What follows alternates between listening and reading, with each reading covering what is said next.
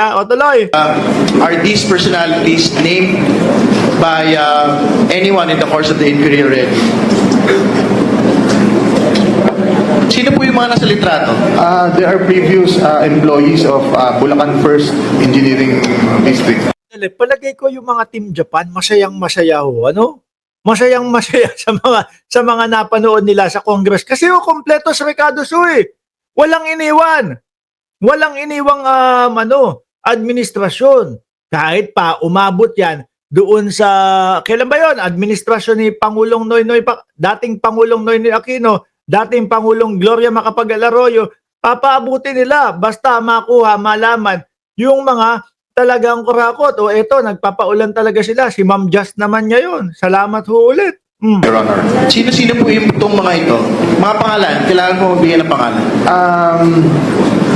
Dating Assistant District Engineer po Rafaelito Marcelo, dati pong Maintenance Chief Ernesto Daos, Planning Chief Ernesto Galang, Administrative Officer. Personalities in the picture. Ay! Huy! Patayin mo na yung sunog. Sir Archie Beroya, bilis ng ikot ng gulong. Nasa ilalim agad ang mga sila ng gulong. Kailangan pala si Presidente ang kumilos. O nandyan din si Annabel Ye. Sino to? Ba't may picture? Atras nga natin. Ba't may picture si si Jinggoy? Doon kay may picture si Jinggoy Estrada kasama si Alcantara. Ayan Okay, ano istorya nito? Stated already. It's okay, Congresswoman Ko. Thank you. Okay, we can proceed to the next picture, please. Yan po, sabi po nila, hindi po sila magkakilala. Baka naman po, fan lang siya. Nang asar pa no? Hindi ako ho, mga kababayan. Agree ako dito sa hinihiling ni Bryce Hernandez. No? Agree ako. Etong tao nito, sangkot ito, si Bryce Hernandez. Mga bossing. Sangkot yan, 100%. At siya mismo nagsalita, kasangkot siya. No? At guilty siya. Pero mga kababayan, agree ako dito sa tao na ito, wag nyo na po akong ibalik sa Senado. Wag nyo na po akong ibalik sa Senado. Kasi, nakita mo naman yung mga senador ho, na mga pinangalanan niya, ayan meron siyang mga resibo. Although hindi natin sinasabi, at si Bryce naman din, ay hindi sinasabi, hindi sinabi niya na itong mga ito sangkot. Tayo naman po, hindi tayo basta-basta maniniwala. Hihintayin natin, aalamin natin yung mga kakumpletuhan po ng mga resibo, mga bossing. Eto, isa pa lang po yan. No? Pero hindi po natin pwedeng sabihin, nako, ayan, tumanggap talaga si Jinggoy kay Alcantara dahil picture lang po yan. Ano ang sasabihin ni Bryce dito? Can we state for the record who the personalities in the picture are? Yung boss ko po, si Boss Senator Alcantara, at saka po si Senador na akala po niya ligtas na siya. Sandali lang! Marcoleta, sinadya mo ba talaga yon?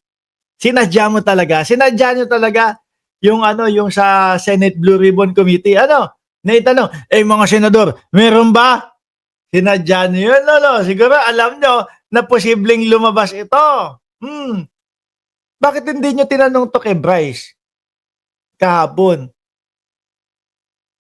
Tinanong sa mga diskaya yung mga diskaya ho, mga bossing, limitado lang po yung nalalaman nun. 2022 hanggang 2025 lang ho, mga bossing. Pero kanina napaamin sila na doon sa pamunuan ni dating Pangulong Duterte ay mayroon din pong mga nanghihingi ng pera sa kanila, mga bossing.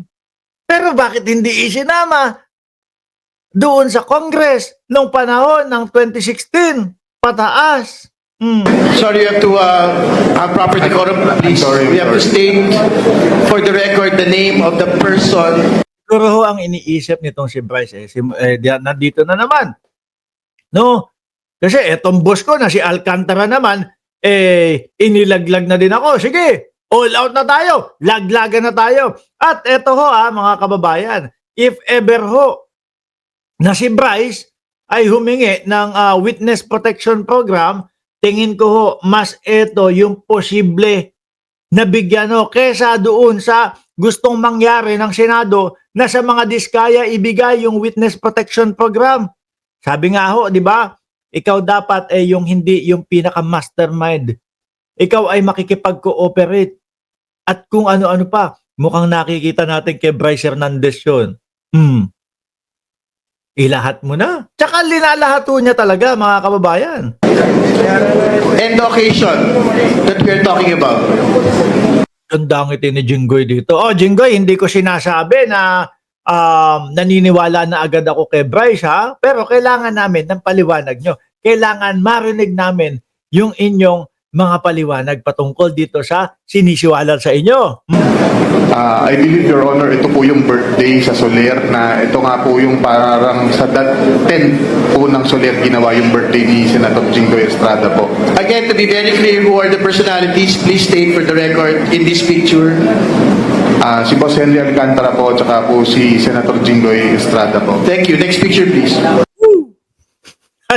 Ano kaya next picture dito? So again, these are pictures with known personalities during the birthday of Senator Jinggoy Estrada. Is this correct? To be honest, Your Honor, Birthday ni Jinggoy Estrada. Sandali lang. Kung ako, birthday ko, hindi ako mag-i-invite ng hindi ko kakilala? Di po ba? Baliktarin naman natin. Kung birthday naman ni Henry Alcantara, posible naman na i-invite niya si Jinggoy Estrada. Tayo hong mga Pilipino, mahilig ho sa ganito Uy, invite mo naman yung ganito. Senador yun ganito para nandun sa birthday ko. Ganyan, di ba? Pero kung kabaliktaran naman po, kung birthday naman ni Jinggoy Estrada, hindi yan mag-i-invite ng hindi mo kakilala, lalo't lalo senador ka. Nagigets niyo ho yung ibig ko sabihin? Sa parte, kung si Alcantara ang may birthday, posibleng ilapat natin yan doon sa mahilig ang mga Pilipino na mag-invite yung malalaking tao, artista, ganito. Di ba nga? Sa mga sa mga Facebook lang, uy, pag-greet mo naman ako kay Alden, ganyan, i-greet naman, di ba? I-greet naman, uy, pag-greet mo naman ako kay Alden, kahit hindi kilala ni Alden, sige, artista ako, i-greet mo, di ba? Ganun. Pero kung birthday ni Jinggoy Estrada to, hindi niya iimbitahin yan, no? Hindi niya iimbitahin yan kung hindi niya kakilala yan. Sabi no Meriano, Villaroman, Boss Mark, bakit absent ka sa Big Five? Noong Saturday, bumitaw na si Chris Ulo. Bitaw ka na rin ba? Hindi, ganito po talaga totoo niyan Huwag po kayo madidismaya ha. Yung po kasi sa Big Five, alas 3 ng madaling araw dito sa amin yun Alas 3 ho kasi ng madaling araw sa amin yun. Ang hirap pong gumising. Nag-alarm ako ng alas 2:30 para maligo bago sumalang to. Alas 2:30 ng madaling araw ha. Nag-alarm ako. Tumunog yung alarm. Sabi ko, 5 minutes. Pag 5 minutes ko, alas 6 na ho ako ng umaga nagising mga kababayan. Kaya ako absent doon sa Big Five. Pero hindi naman tayo umaalis dyan. No, tuloy. I do not know when this picture was taken, but I'm just trying to show that Mr. Alcantara, Engineer Henry Alcantara and Senator Jinggoy Estrada have met. Pero Ma'am Annabel at Ma'am MJGM, sinubukan ko po na mag-alarm noon. Kaya lang, nabiktima ako ng 5 minutes pa. Hindi na ako nagising. Couple of times already. And they appear, what do they appear? Do they appear close? And they appear super close, Your Honor. All right, thank you. Please proceed. Next picture, please. Super close. Ano kaya? Paano kaya itatanggi to ni Jinggoy Estrada, Iisipin ko. Nung panahon na nandoon sila sa Senate, paano ba sige nga, mamaya papanoorin ko ulit yung sa Senate, no? Kung paano itrato ni Jinggoy Estrada si etong si Alcantara, no, para makapagkomento tayo diyan.